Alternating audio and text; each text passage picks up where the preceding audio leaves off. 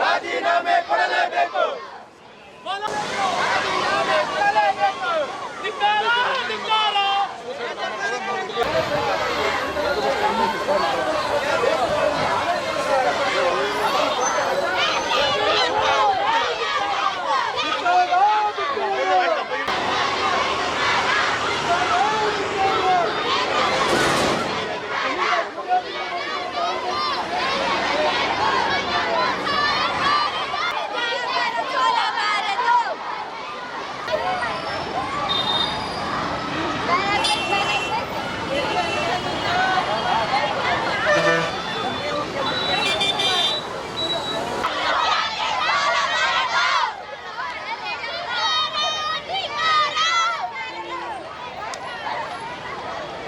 ವಿದ್ಯಾರ್ಥಿಗಳಿಗೆ ರಕ್ತಪಾತ ಆಗಿದೆ.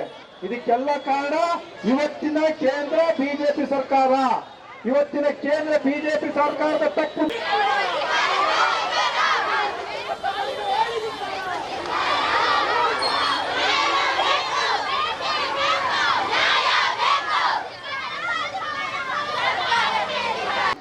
ಹೆಚ್ಚಿನ ವಿದ್ಯಾರ್ಥಿನಿಯರೇ, ಇವತ್ತು ಎಲ್ಲಿಯವರೆಗೆ ಹೋರಾಟ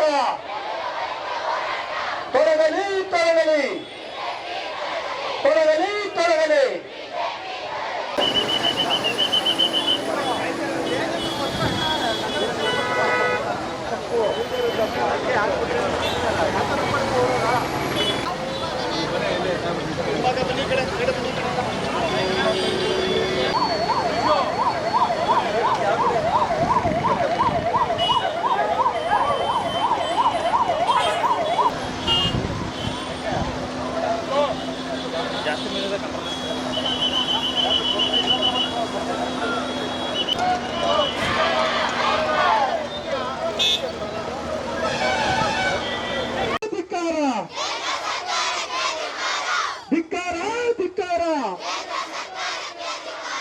ಕೊಡಲೇಬೇಕು ಕೊಡಲೇಬೇಕು.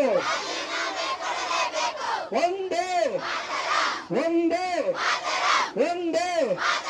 ಎಲ್ಲಿಯವರೆಗೆ ಹೋರಾಟ? ಎಲ್ಲಿಯವರೆಗೆ ಹೋರಾಟ? ಏತಕ್ಕಾಗಿ ಹೋರಾಟ? ಏತಕ್ಕಾಗಿ ಹೋರಾಟ? ಕೊಡಲೇಬೇಕು ಕೊಡಲೇಬೇಕು.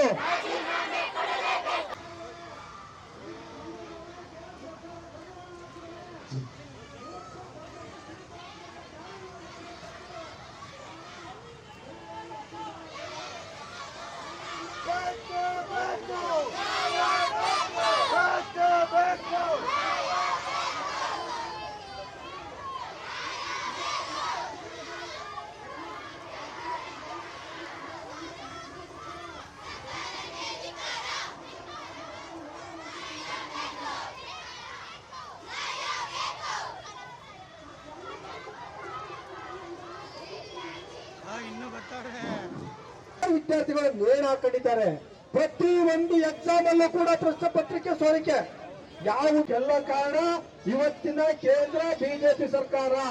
ಇವತ್ತಿನ ಕೇಂದ್ರ ಬಿಜೆಪಿ ಸರ್ಕಾರದ ಪ್ರಜೆಗಳಾದ ವಿದ್ಯಾರ್ಥಿಗಳ ವಿಚಾರದಲ್ಲಿ ಇವತ್ತು ಪಾರ್ಲಿಮೆಂಟ್ ಅಲ್ಲಿ ರಕ್ತವನ್ನ ಕೊಡಿಸ್ತಾ ಇದ್ದಾರೆ. ವಿದ್ಯಾರ್ಥಿನಿಯರೇ, ಇವತ್ತು ನಮ್ಮ ರಾಷ್ಟ್ರದಲ್ಲಿ ಇಲ್ಲಿವರೆಗೆ ಇದನ್ನೆಲ್ಲ ಮಾಡಿ ಈ ಬಿಜೆಪಿ ಸರ್ಕಾರ ಏನು ಈ ಕೇಂದ್ರ ಸರ್ಕಾರ ಇದೆ ಅದು ಇದಕ್ಕೆ ಗಮನ ಹರಿಸ್ತೇನೆ.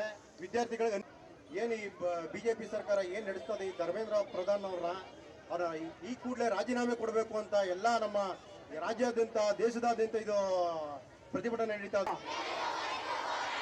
ತೊಲಗಲಿ ತೊಲಗಲಿ ತೊಲಗಲಿ ತೊಲಗಲಿ. ಡೌನ್ ಡೌನ್ ಅಯ್ಯಯ್ಯೋ ಅಯ್ಯಯ್ಯೋ ಕೊಡಲೇಬೇಕು ಕೊಡಲೇಬೇಕು ಕೊಡಲೇಬೇಕು ರಾಜೀನಾಮೆ ಕೊಡಲೇಬೇಕು.